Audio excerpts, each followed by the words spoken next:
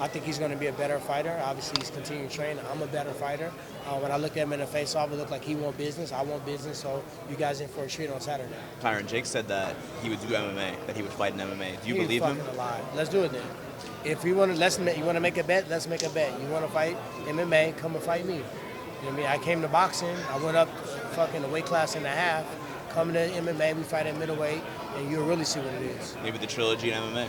2 boxing. I mean, I don't care. I just want to keep beating them up. Would you even meet in the middle like kickboxing? This dude is coming out with the randoms. All right. Anybody else? Are you at least a little bit, I guess, impressed by his overall skill set the first time you fought him? No, guys, they got to go look back on what I said the first time. Look back what I said I was going to do. Look back what I said I felt like this fight. I said from the beginning, this is a real fight.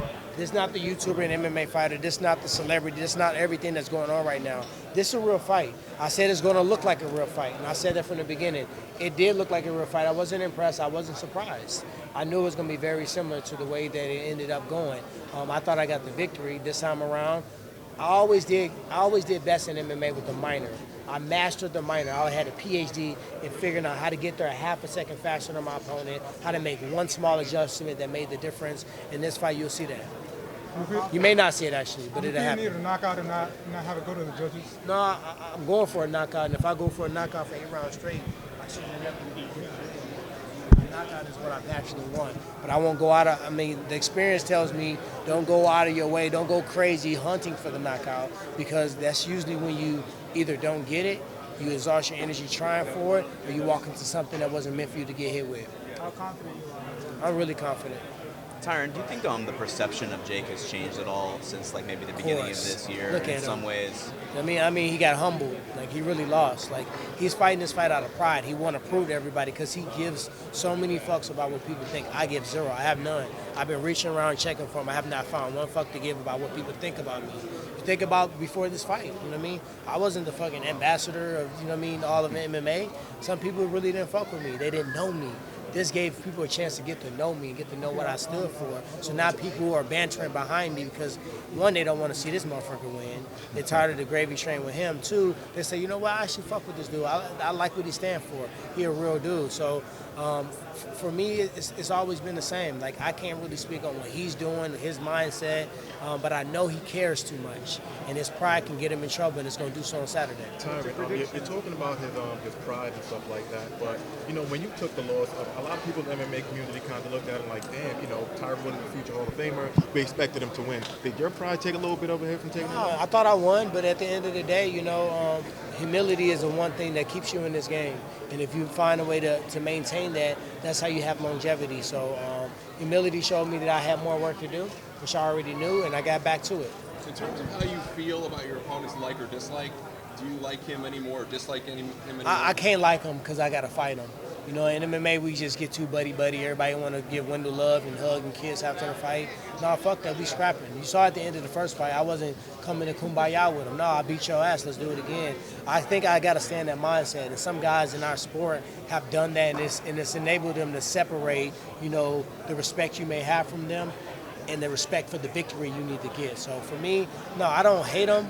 I have no feelings towards him. I don't dislike him. I'm indifferent about him, but I hate that he think he can beat me, and I hate that he can walk around and say he did. What was going through your mind when they were tattooing? Let everybody else get a question, my man. You being a little question hog. When you were getting your finger tattooed, what were you thinking? Like, what was going through your mind as you're sitting there? As Khabib would say, this is the #1 bullshit. Shout out to Khabib too. Yeah.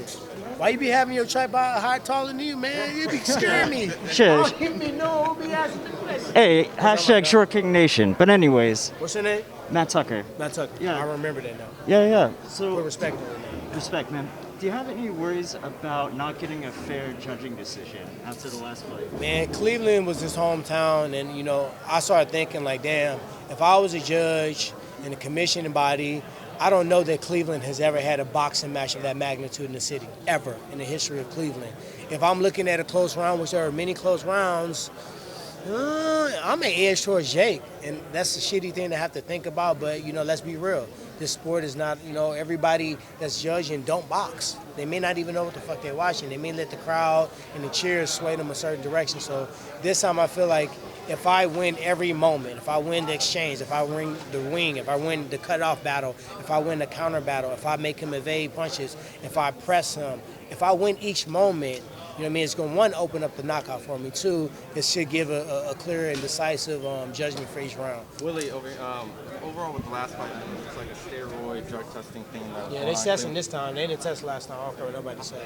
How's the drug testing situation for this? To be honest, think about this. I'm already going to fight him. He can be on horse, fucking steroids, tranquilizer. It don't matter. I'm going to fight him. We won't find out to the results and afterwards. And if it tests positive that he was on drugs, it doesn't matter. My plan is to get the victory.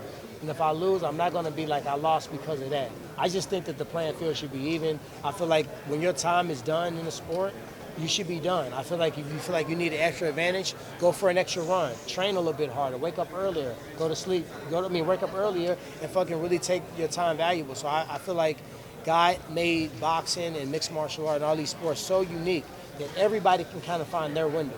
You may not be a power puncher. You may be a volume puncher. Right? You may have good combination, or you may be a one-hitter quitter. Find your niche. You shouldn't be injecting drugs into your body to try to get an edge. I think that's some bitch-ass shit, to be honest. Tyron, aside from all the shenanigans and everything, do you think that some of what he's done has some merit, giving fighters opportunity to make more money? I don't know. That type of deal? Like I can't feel a way about him. I don't know. Yeah. I don't know his intent. I don't know his purpose. You know what I mean? It's so much show going on with him. All I can focus on is Saturday night. He thinks he can beat me. I'm going to beat his ass. Everything else, I just really got to put to the wayside. If it's his real intent, kudos to him. You know what I mean? But let's not act like we don't know how taxes work. When you're donating extra purse money, you know what I mean? It could be a low-key way of, managing his tax liability. So, but I'm not an accountant, and that's not my job. Aside from that stuff, though, I mean, the opportunities, maybe it's giving fighters more of an idea, like maybe MMA fighters who are in the UFC. I mean, hey, maybe fighters I can go box in and make a general, lot of they money. should start saying, I'm the fucking fighter. Fuck y'all. Y'all can't make this show without us. Y'all can't put on a show without us. We understand. We appreciate the opportunity. We appreciate the platform. We appreciate the pay to go out there and show people our skills, but it's still us showing our skills. Sometimes we fall in love with the promotion and the promoter and the people that are put on the show too much, and we forget who we are. We forget how important the fighters. Without fighters, it's no fucking show. And I think maybe that intrigues some different thought processes of these guys to recognize how valuable we are and really start to see their value. So if that's what it's doing, then kudos to it. Would you advocate then for a fighters union? Man, when I was at the top, nobody was really fucking with the way I was moving because I didn't budge, I didn't kiss pinky rings, and I did what I thought, and I did what I believed. Do I feel like I'm going to kumbaya with my ops, the people that was talking shit about me, the people that was trained by promotion to sit on the press conference and bash me and find everything? No, it's not going to happen. There's no unity. You got to have a unity for a union. So once the fighters recognize that, yeah, I can want to fight you. Did I want to fight Nate, Nick Diaz, and Bisbing, and GSP, and Carlos Khan, and Robbie Riley? Absolutely, yes. But it's because I respected them. I was really fans of them, and I really thought they were the best, and I wanted to prove myself I was the best. It's a way we can do that and sell this fight, but still have that respect. And at the end of the day, when we say, hey, you know what? If it's us versus them, without us, it's no fucking fight.